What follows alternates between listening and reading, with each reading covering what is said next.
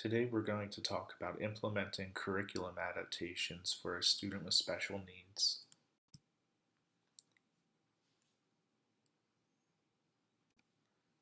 My name is Dan Bolton, and I've been teaching science as a special educator for 3 years.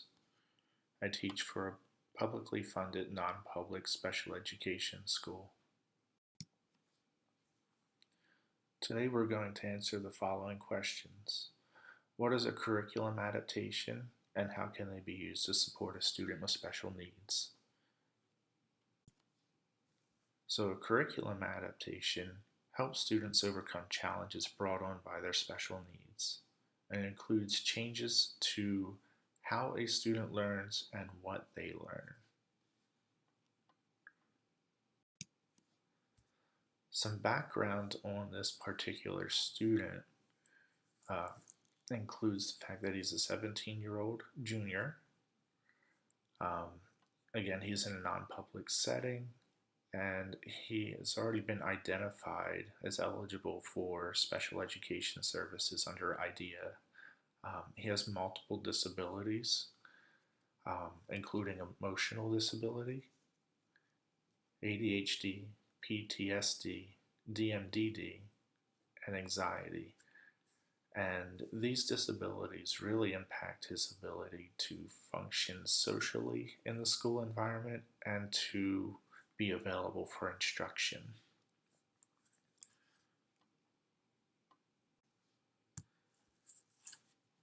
So now we're going to talk about the needs and goals of these adaptations. He has a lot of maladaptive behaviors, including peer conflict and conflict with adults. Any kind of imagery or discussion containing certain topics is a trigger for him.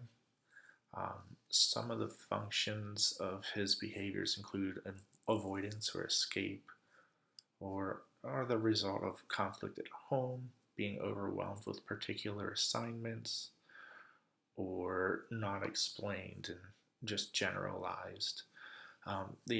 The adaptations we should use for this student should reduce stress and anxiety, support positive peer and adult relationships, and support his academic learning. So this is the part of the presentation where we talk about adapting the physical environment. And when we had his IEP meeting, we decided that continuing his placement at a publicly funded non-public was the best thing to do, mainly because his needs still exceed Tier 3 intervention and RTI models. The academic and social adaptations, there are some benefits to that, such as smaller class sizes, fewer distractions, more access to the teacher for support, and on-site clinical and behavioral services. Having the on-site clinical and behavioral services is a must for this student, because when he goes into crisis mode, he can become unreasonable and exhibit behaviors that are dangerous to himself and others.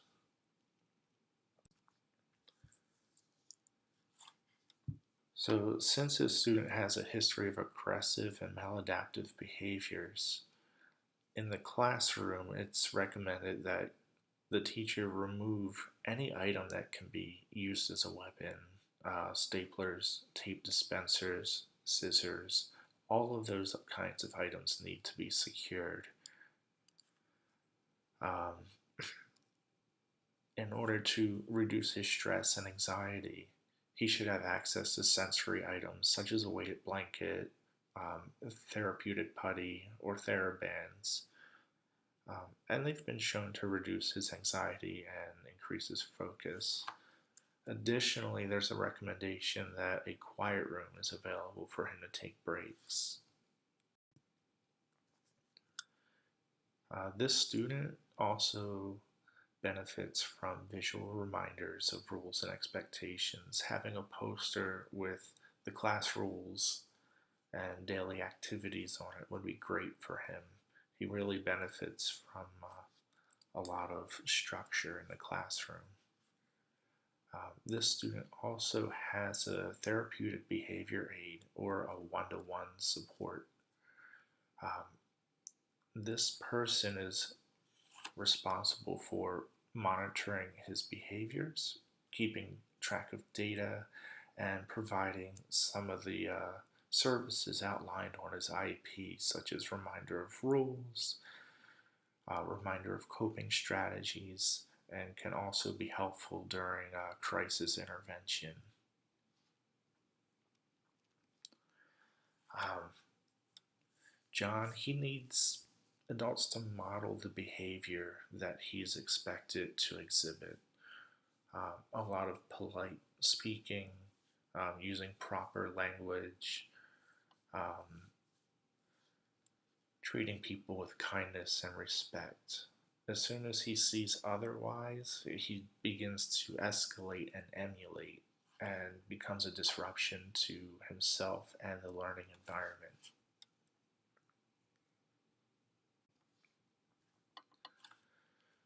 So, in order to help John with his deficits in reading and writing and math, he is 2 grade levels behind, or at least 2 grade levels behind.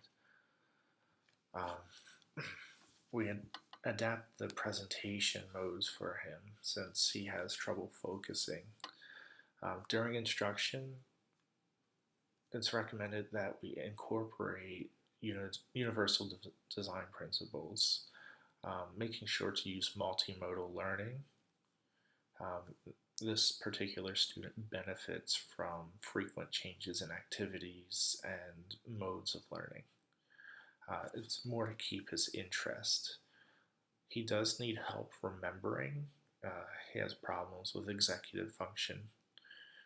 So reviewing previous materials is helpful for him, especially helping with vocabulary. This student, he also benefits from having a highlighter provided for him and chunking of text. And this just breaks things down and helps him organize a little better. Here we're going to talk about adapting specific materials. He does benefit from having a daily schedule of activities. I keep one in his homeroom folder, and then throughout the day he has a schedule of his activities and an agenda book that he uses to record assignments and things that he's working on. It's been shown to reduce his anxiety, and using the data from his BIP and his FBA, we've been able to show that it's been effective.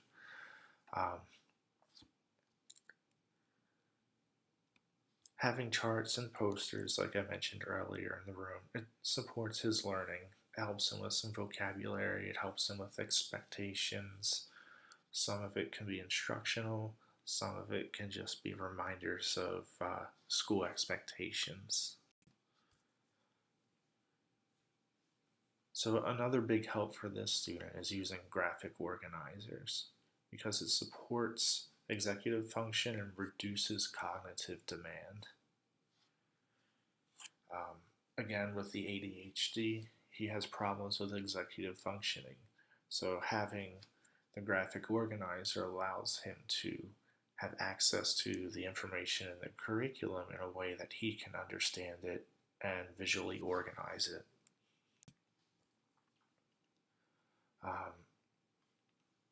John, he has problems with responding to questions that are in written form. So he needs extra information just cut out. Using a format such as bullet points is really helpful for this student. Highlighting certain sections of text is helpful for him. And when he's doing BCRs, have him use a proofreading checklist. This will allow him to correct spelling and grammar mistakes and give a once-over for his answer before he submits it.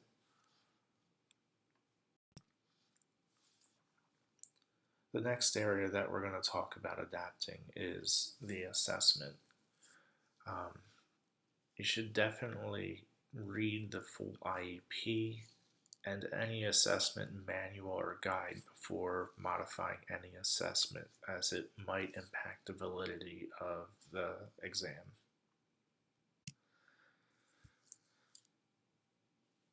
So when it comes to assessment, he needs a lot of support. We have to modify the setting and the presentation method. So this student in particular requires individualized one-on-one testing. If he's tested as part of a group, this student in particular understands that he should be tested by himself, and he'll start to advocate and then escalate exhibiting behaviors until he gets the individualized testing. Now, having him test by himself will reduce distractions to himself and in turn others. And one of the suggestions that have been made for this student is to provide computerized assessment, because it gives instantaneous feedback most of the time, especially on items that don't need to be scored by a human.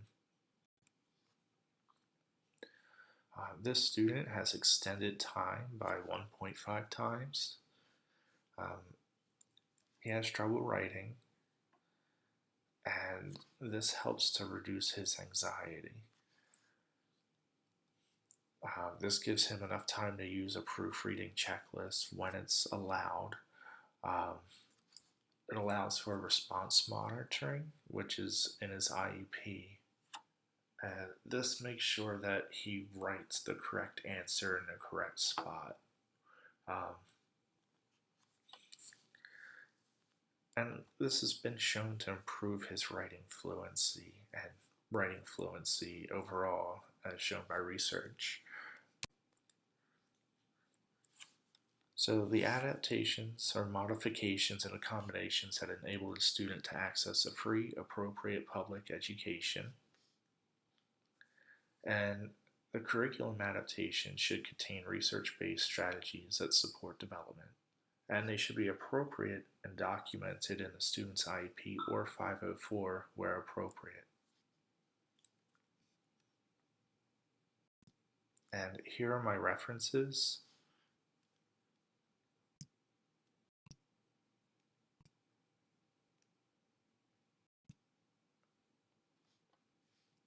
Thank you for your time.